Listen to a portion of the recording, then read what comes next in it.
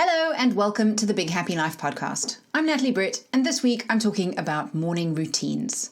It's fairly safe to say that in the world of self-development, probably rule number one is have some kind of intentional, rejuvenating, restoring practice that allows you to set your day up with intention.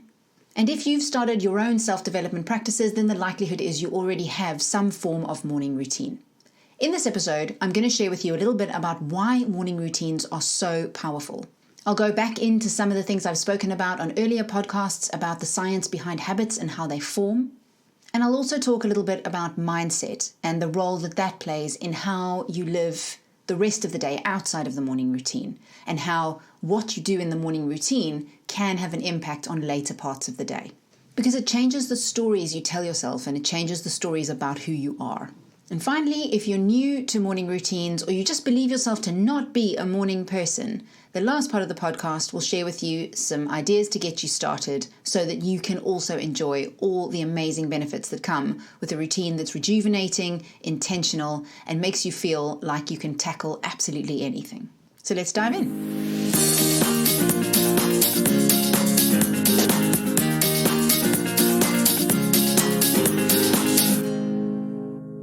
I first encountered the power of the morning routine in a book called Miracle Mornings by Hal Elrod. The title originally put me off, but it's turned out to be literal because the changes in my life have felt miraculous. When I look back at the journal entries from 5 years ago, the things I was grappling with and the habits that I didn't think I could break, the person I wanted to be but didn't think I could become, and I see how much of what I was wanting to do has become reality, and how much that I still want to do seems to be within grasp, as opposed to just something that at that time I would almost judge myself for, and I would look at going, this is a failing, this is something I need to correct, this is a problem. My whole mindset has shifted so that even when I encounter things that I know I need to improve, even when I encounter things where I just let myself down, I still know that the path is leading in the direction of achieving those things, of those things becoming a reality. In a year or 2 years or 5 years, that I can look back at journal entries from today and go, yeah, I was grappling with that, but here I am. And so that's really one of the great powers, and why the morning routine is so powerful, is that ultimately it builds on itself. So let's talk about how and why the morning routine can create this kind of miraculous change if it's something you practice repeatedly. To understand the answer to this question, I think we need to understand what self-esteem is. For most of us, we experience self-esteem when what we're doing now aligns with the version of ourselves we want to be, the version of ourselves we are when we're at our best, when we're acting with intention. So anything you do today that feels to you like it's on the path to that version of yourself generally builds your self-esteem. And anything you do that goes against that generally erodes self-esteem. Now, if you're in murkier water where you don't really know what it is you want, maybe you've been living by someone else's rules, or you're trying to please other people, and so you're so constantly outside your head looking in at yourself, trying to figure out what everyone else wants from you, then that can be really difficult anyway. But then the morning routine is part of what helps you figure that out, part of what helps you go inside your own head and find what it is you want, what it is that's important to you, how you see the world. What are you satisfied with? What are you not satisfied with? What makes you feel good? What doesn't? And so depending on the practices that you engage in the mornings, those are the kinds of questions you begin to ask yourself and you begin to answer. And then eventually you arrive at what I've just described, with that sense of self-esteem that is coming from within you and is aligned with who you see yourself as being. And there are many practices within the morning routine that can help you do that work. And I'll talk about those a little bit later on. But really, regardless of where you are in your understanding of yourself and the you want to be, the act of getting out of bed in the mornings and doing things that are specifically related to your intentions for how you want to live are ultimately self-esteem building. Another reason that morning routines are so powerful is because a morning routine is what we would call a keystone habit. It's a habit that you can take up that will become the cornerstone, the starting point for other later positive habits that will build on top of it. As you know, if you've listened to this podcast before, particularly the Goals and Habits series, you'll know that habits are iterative. Whether they are good or bad, they build on each other over a period of time. So a morning routine, particularly when you have a strong one that you really buy into, becomes a daily anchor point, a point from which you establish a keystone that allows you to move in the direction of all those things that you practice that build that self-esteem. That's not to say that it's a guarantee that every day you practice a morning routine, you're suddenly going to be the best version of yourself.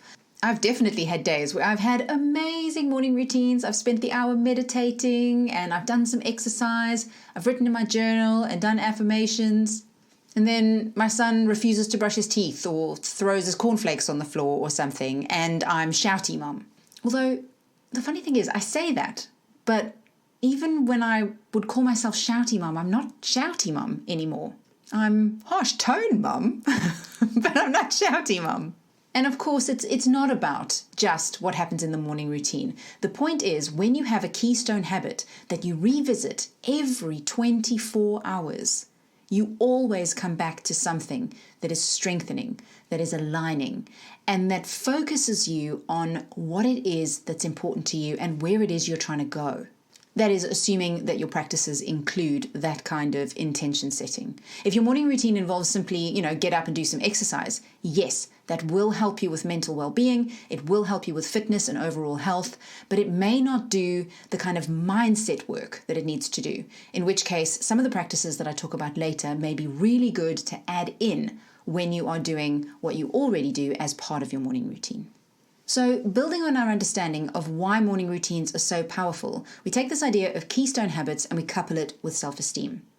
When you think about a keystone habit, something that is going to set the direction of the other incremental changes that you see, when that keystone habit is a positive, affirming, intentional one, then you start to build in a positive direction. And as we said, with morning routines that are deliberately designed to help you set an intention and move towards the you want to be with intention, that builds your self-esteem. But what then happens is when you make choices throughout the rest of the day, the you who has high levels of self-esteem makes choices in relation to that level of self-esteem, and your stories about yourself begin to change. So things that happen in the day begin to take on different meanings to you. And so ultimately your mindset begins to shift. And if you've done any personal development work, you know that mindset is king of everything. So just to give you a quick example, last week I went to Sainsbury's. I had to get a few groceries and also a couple of things for my kids for school. And on the way, I was listening to an audiobook. So when I parked, I stopped quickly to make a couple of notes before I got out of the car. And just as I got out, a man was walking back from the shop towards his car. And he went, "Don't forget your mask." And I went, "Oh God, thanks. I was about to," because I'd left it between the two front seats. I actually genuinely registered it as him having noticed that I didn't have a mask and reminding me to take it. But what he was really saying was he had just walked to the entrance of the shop, realized he didn't have his mask, and had to come back to his car. But anyway, it reminded me I didn't have my mask because I'd been distracted by taking the notes from the audiobook. So got my mask and went into Sainsbury's, up the travelator to the clothes section and found the school uniforms and started trying to look for all the stuff I needed. And I could find everything except what I actually needed. And then eventually I found girls' shirts and I found every single size except the one I needed, which was age 11. And then I thought, well, I'll just look again. So I went through the whole lot again and I found one unmarked packet. And it looked relatively big, but I wasn't exactly sure what size. And on the back, it had 11-52 written in pencil. But I was thinking, well, what's the -52? I have no idea. So I went to the till and asked the woman, is this age 11? So she had to undo the packaging and pull it all apart and try and find a label to see if it was age 11. And it turned out it was. And I was like, yes, what are the odds that the only unmarked packet is the one that I need? Fantastic. So I go to pay And I normally keep my bank card with my phone. It's in the little kind of card section in the flap of the phone case. But my card wasn't there. And I was like, oh no, I must have left it at home. But I thought, well, I'll just root around in the shopping bags where I had previously just chucked my phone, thinking, maybe on the odd chance it's fallen out of the case and into the shopping bag. So I root around, and in there I find my purse, because I'm quite willing to leave with my purse as well, and I often leave it in the shopping bags, and there it was. So I had forgotten my card, but my purse was there, so I was able to pay for the shirts, and I got the sense of like, wow, what are the odds of so many things working in my favor? That was amazing. And I got home and I told my husband, and he kind of looked at me like, what? So you almost forgot your mask in the car. You found the only pack of shirts that had no label on it and therefore couldn't just buy them but had to go to the till. You then didn't have means of payment and then found your purse at the bottom of some shopping bags. And that is a good thing, yes? And in that moment, it hit me that 20 minutes was the perfect metaphor for pretty much everything that happens in day-to-day life. That for someone else with different stories in their minds, that exact same encounter would have been evidence of a really bad day. That just everything's going wrong. It's nothing simple, nothing straightforward, everything's complicated, everything's more hassle than it needs to be, and so the story continues and it perpetuates. And then when you go on to do the next thing, it becomes an extension of that story. And that's the thing with morning routines, is when you are really intentional about the stories that you allow your mind to start absorbing and paying attention to, it starts to shape the way you see everyday things. Because it's changing how you see yourself, it's changing the stories you're telling, it's changing where you place your focus, what you give your attention to, what floats to the surface.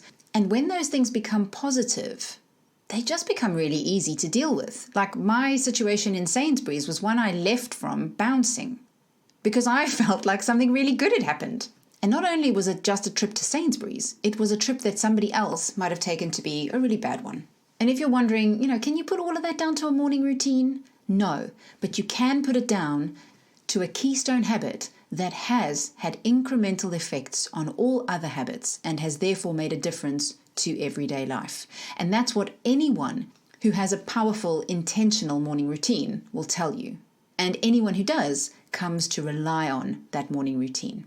So what does it take to get to that point? What does it take to get to the point where the morning routine becomes something that feels this powerful, that feels like something that you kind of can't do without? Well, the rules of keystone habits are that you start with something that you can commit to and something that you feel really rewarded by doing. So we'll go into that in a little more detail in a few minutes. But before we do, I want to go through some of the key practices that are ideal to include in a morning routine. And then when we get to the part where we talk about how to do it, if it's not something you're comfortable doing yet, then the idea would be that you know what possible practices you would engage in, and you can maybe pick one or two of them that would help you get started. So let's start with the basics. Probably the easiest place to start is to just start doing things and seeing how they work for you. My starting point came, as I mentioned, from Miracle Mornings by Hal Elrod, and in that book he talks about the savers. The savers are 6 morning practices. So it's S for silence, A for affirmations, V for visualization, E for exercise, R for reading, and S for scribing, because W didn't work for writing. In the beginning, I did all of those. And in Miracle Mornings, he claims that you can do them all within an hour. But I found to do them to the level that I wanted to do them, I needed around 2 hours. So over time, I've sort of honed my practices. And if you've listened to earlier podcasts, then you know that I tend to value silence, movement, which would fall under exercise here, and reading or writing. And whichever one I miss in the morning will generally get done at some other point in the day with regards to reading and writing. Affirmations and visualization were the 2 that for me fell away fastest, but that recently I have returned to. And that's because of something that I noticed as a flaw in the morning routine, which is it's an awful lot of doing. And for me, it came to feel really pushy. You set your alarm, you wake up in the morning, you have to go and meditate, then you have to go and exercise, then you have to go and write something or read something, learn something, say your affirmations, visualize the future that you want. All the while with half your mind going, I just want to go back to bed. Could I go back to bed, please? Or at least that was my experience to begin with. But what I've discovered as time has gone on is that there is a mix of doing and letting happen, and that mix is present throughout everything in our lives. It's another reason why I think the morning routine is such an important keystone habit for getting us started and creating those incremental changes that ultimately lead to the big changes we're all looking for. The balance between doing and letting happen kind of feels more spiritual, more energetic. And I think it requires an episode of its own for us to really think about that. But what I do want to draw your attention to when we talk about morning routine is if it's feeling like some kind of push towards something, if it's feeling like some kind of punishment, some kind of atonement, some kind of worthiness test, then the likelihood is that you are too far on the doing side and a little bit less on the side of just letting things unfold in a way that feels the best for you. I discovered that about 2 or 3 years into my morning routine practices. And so I introduced something quite recently, which I called the 60-minute retreat. I recorded an episode about it a while back. I'll put a link to that in the show notes, which you can find at bighappylife.co.uk. But basically, the gist of it is that rather than just waking up and doing a series of practices, you first focus on the feeling you would like to cultivate, either just within your morning routine or perhaps throughout the day. And then you build the practices around cultivating that feeling. So as an example, one of the things that I really wanted to cultivate in my own life was a sense of calm, patience. If you were to ask anyone who knew me as a child, the words hot-tempered, fiery, huffy, impatient would probably be words you would hear.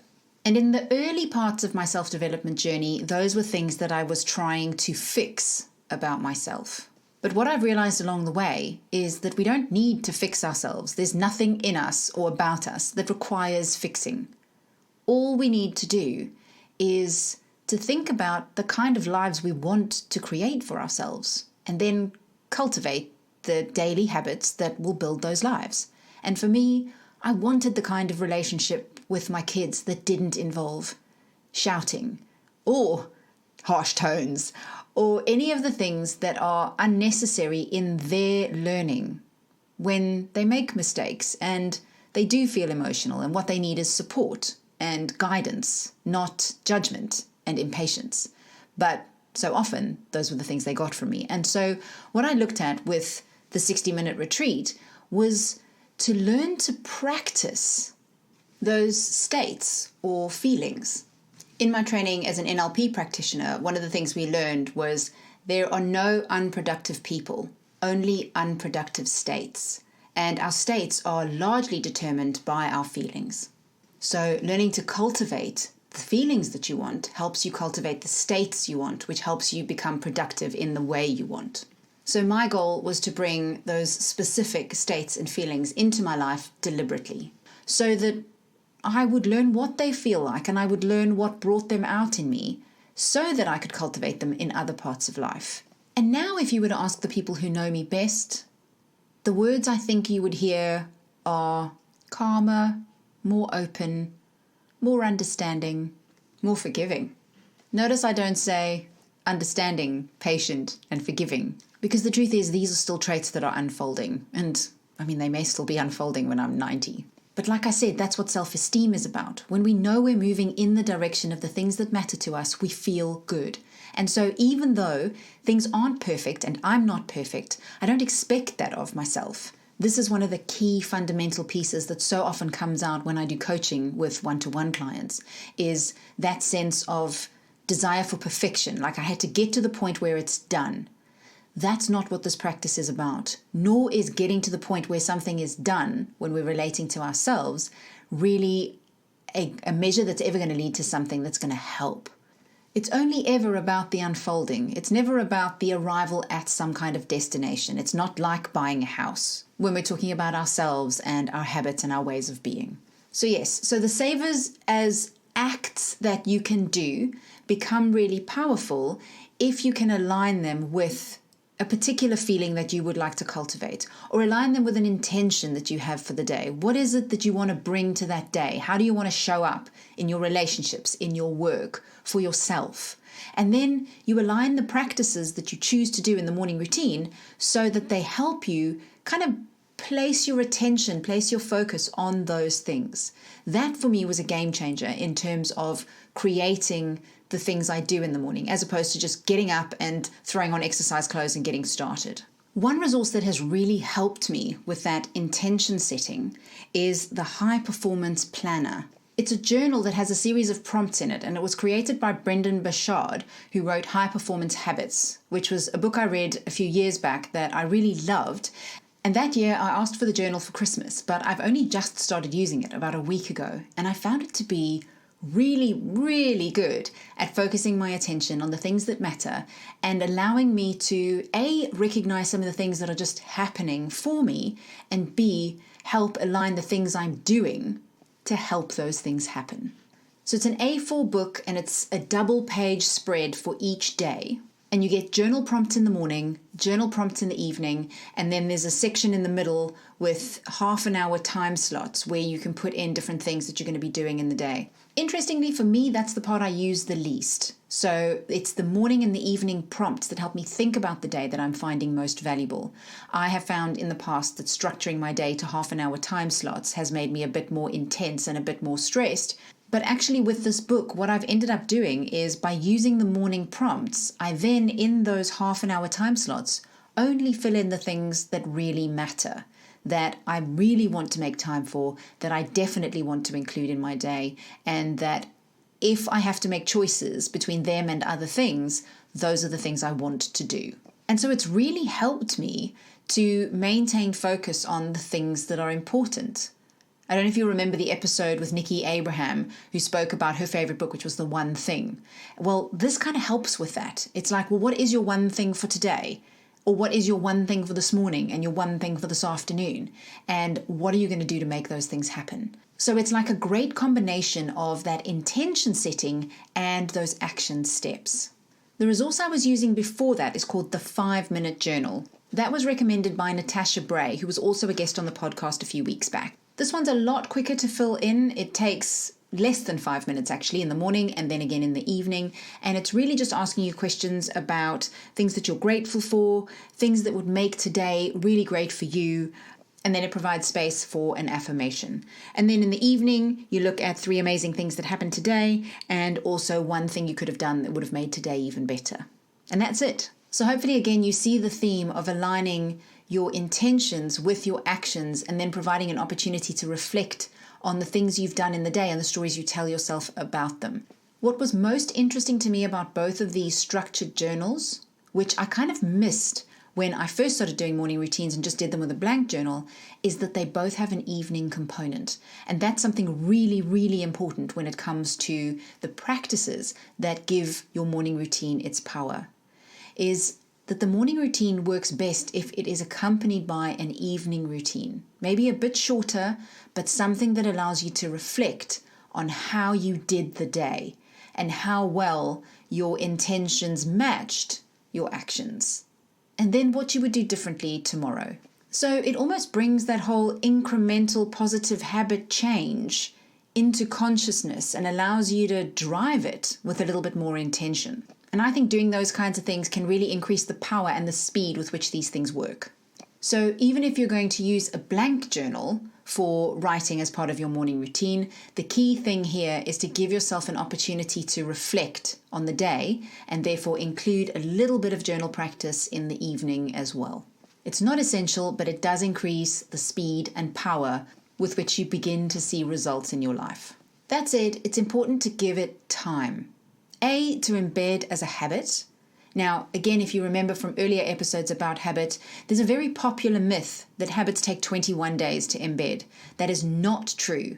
The study that number was based upon was in relation to things where people had no choice in the matter and involved things like getting used to the layout of new homes and things like that. So those would be things that people would interact with daily, repeatedly, and without any choice in the matter.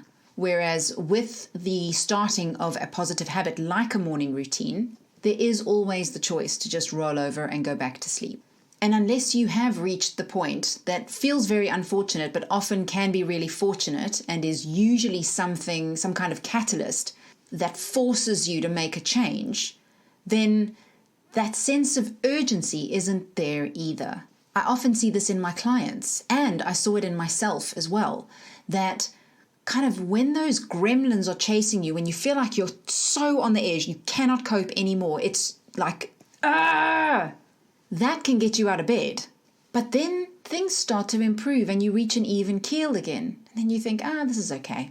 And then it becomes really easy to just switch the snooze button and go back to sleep. Habits that come in those types of packages can take up to a year to really, truly embed. So if you do decide that you want to take up a morning routine, or you've tried in the past and you've lasted a few days and then gone back to snoozing, be kind to yourself, be patient, and know that this is a long-haul habit. It's one that can and will probably misfire multiple times before it becomes something that you rely on so heavily that you don't want to miss it. It feels better to you to get up. Or you reach the point where I am, where I don't set an alarm anymore. And more often than not, I'm up long before anyone else in our house. And it doesn't feel like something I'm doing to myself anymore. It feels like something I'm allowed to have for myself. It feels like a little gift every single day. And so no matter what awaits me during the day, it's like I always know I have that hour or hour and a half that belongs to me for my stuff. So how do you get started if you want that? My first recommendation is to start the night before. Like I said earlier, the morning routine works better when it's bookended with a morning and evening routine. And getting out of bed early in the morning is so reliant on how well you've slept and how good you feel, which is reliant on an evening routine, something that allows you to get into bed relaxed, ready to sleep, and have a really good night's sleep. Now, there's so much more to sleep and the story of sleep, and for that, we need some sleep experts on the podcast, so look out for that. But just for the basics, and these are things we all know, switch off your phone, come away from screens with blue light at least 2 hours before bed. And if you're thinking, oh God, no, can't do that, then invest in some blue light glasses. They don't completely solve the problem, but they will at least make an improvement. Also, your brain is a pattern detection machine, so create patterns for sleep rituals almost. Maybe a specific tea you drink every night before you go to bed. Caffeine-free, of course. Maybe you read before bed, ideally not in bed. So again, with your brain being a pattern detection machine, it works better if your bed is for sleep and reading is done somewhere else. Evening yoga is also really good, and there are loads of fantastic YouTube videos, sort of 5 or 10 minutes long for that. Pick something you really enjoy, something that relaxes you to such an extent that you feel great and you feel ready for sleep. This should feel like a treat. This is not a chore. And then assuming you have a good night's sleep, you wake up in the morning, and if you really can't be bothered to get out of bed, you could actually pick some practices that you could do without getting up. So for me, that's Wim Hof breathing.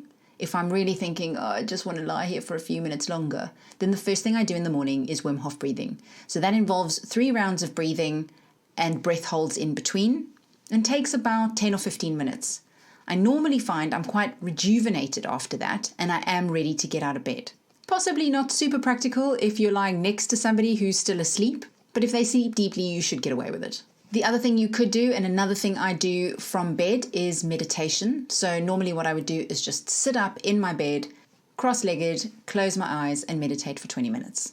If you fall back to sleep during either one of those practices, what that tells you is that you need more sleep. For that, you turn your attention to the evening routine, not the morning routine. If you need more sleep, the best place to get it is at the beginning of your sleep cycle, not at the end, because earlier parts of the sleep cycle are far more powerful than the later parts. That's one of the reasons why going back to bed and sleeping for an extra hour doesn't feel as good as going to bed an hour earlier. And again, remember, this is a long haul habit. If you do fall asleep, who cares? Do it again tomorrow and do it differently so that you have better sleep, you can get up, and you can try again. Something I would caution against, though, It's something I have done. It's something that many of my clients have told me they do as well. It's something that I think is really quite widespread. And it's what I call the how bad do I feel game. So you know that moment where you wake up and you kind of do a body scan and you go, oh, I'm so tired. Do I feel worse than yesterday? I think I might feel worse than yesterday. Is that a sore throat? Oh, I've got a headache. Oh, God, I can't do this today. Can't I just go back to bed? That voice doesn't help at all. And so many of us start our day with some kind of scan, with some kind of rhetoric that goes a bit like that. To combat that, as part of your evening routine, you can set an intention for your morning routine so that when you wake up, that's the thing that you think about first. Doing that occupies your brain so it doesn't do the how bad do I feel game. Once the morning routine is established, the how bad do I feel game tends to happen less, and you tend to be more focused on what you're about to gain. But it does take time for that to build. So like I said before, do be patient with yourself, but make it something that you are committed to. So Mel Robbins has the 5-second rule, and the basic gist is 5, 4, 3, 2, 1, do whatever it is that you've promised yourself you were going to do. Count backwards, go. No excuses, no stopping, just do it. It is more of a push technique, and at some point you are going to reach the point of letting it happen, but you can start with a push technique. If it starts to feel too stressful though, then I'd recommend changing it up for something that feels rewarding. Everything we know about habits says that when it feels rewarding, we are likely to repeat it. When it feels punishing, we aren't. So one of the ways that you can do that is to really link the morning routine with your reason for getting up. What is this going to do for you? What is it going to change in your life? Why is it important to you? For most people I've spoken to, it's tended to be some kind of money-related answer that gets them started. They're starting a business or they're doing something that will lead to a change in career or some kind of better prospects, but generally it's money that gets us started, which is really interesting because for most people, once the morning routine is established, it's not a link to money that keeps it going. It's a link to how we feel. But what I will tell you is that my earning potential has increased dramatically as a result of the morning routine.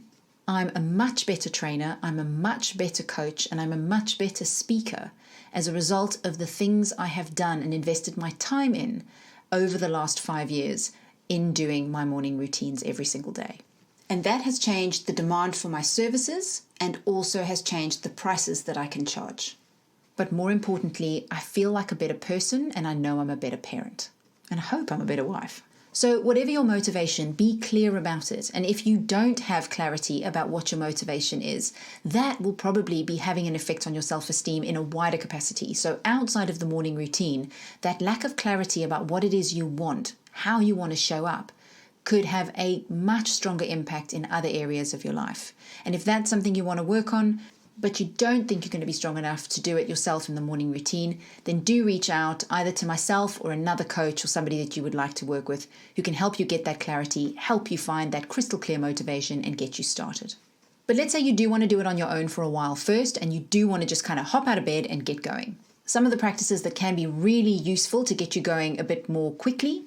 First of all, drink a pint of water. Very often, fatigue or that headache that you feel or that listlessness is actually dehydration. So the first thing to do is drink water.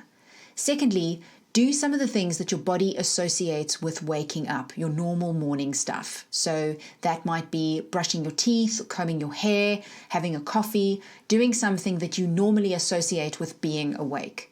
Any of those kinds of things, just follow the brain's pattern detection system that says, oh, okay, we're doing this now, great, let's go.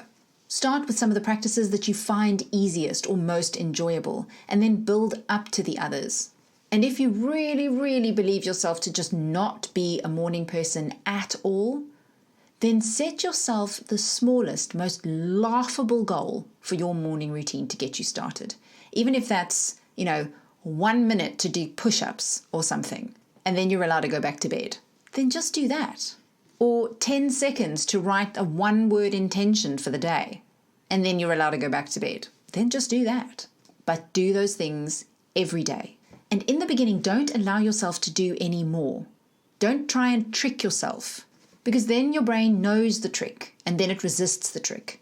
So the thing to do here is to say, I'm committing to 1 minute, or I'm allowing myself 1 minute, and that's all I'm doing.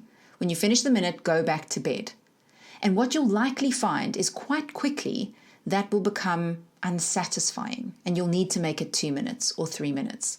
And so it builds up by itself. Yes, it's slow, but the object of a habit like this one is that you want it to stick permanently. And so we're not interested in gunning straight for the finish line of the ultimate morning routine if you're at the point where getting out of bed seems like the worst thing you have to do in the day. You choose the start point. The object of the exercise is to make it something that is so small that you can stick with it. And if you're somebody who can't get back to sleep once you've woken up, then maybe you look at making it the smallest amount of time you're willing to commit to set the alarm that bit earlier. Whether that's 10 minutes, 5 minutes, 2 minutes, 1, it doesn't matter. The object is you do it, but you do it with 100% commitment and you do it every single day. And then gradually that builds up. If your experience is like any of the people I've worked with in my coaching or training practice, then your progress will build up quite quickly and you'll come to really enjoy the routine and see it as something that you would prefer to keep because it feels really good. And in fact, not doing your morning routine leads to days that don't feel as good and leads to days where you don't feel as good. And once you reach that point, the habit becomes something that takes care of itself. If this is your first outing into the idea of morning routines, I would recommend you start by reading Hal Elrod's Miracle Mornings. It's a great way to get you started and it's full of inspiring ideas. And then the ideas in this podcast can help you shape what you learn in that book to create something that feels right for you and makes good use of the science of habits so that you create something that sticks, not something you do for a short period of time and then lapse back to old behaviors. If you have any questions or you'd like further support, do reach out at bighappylife.co.uk. You can also reach me directly by email, natalie@bighappylife.co.uk, and you can visit and like the Facebook page, which you'll find at Big Happy Life page. As always, I would absolutely love to hear from you with your comments and questions, so please do get in touch. If you've enjoyed this episode, it would be a great help and a lovely boost if you would leave a review and also subscribe in whatever podcast app you are using. Next week, I have a great treat of an episode. I'm going to be talking to Hannah Richards, who is the owner of the Gut Clinic. And so I'll be continuing that question of how good is it possible to feel and continuing the theme from last week's episode where I spoke to Sharon and Loretta Gavin from the Detox Barn. Hannah has some amazing tips and advice to share about the body and the gut, and also why no list of 10 foods that's going to make you well is actually going to make you well. Be ready to have your mind blown. For now though, thanks for listening.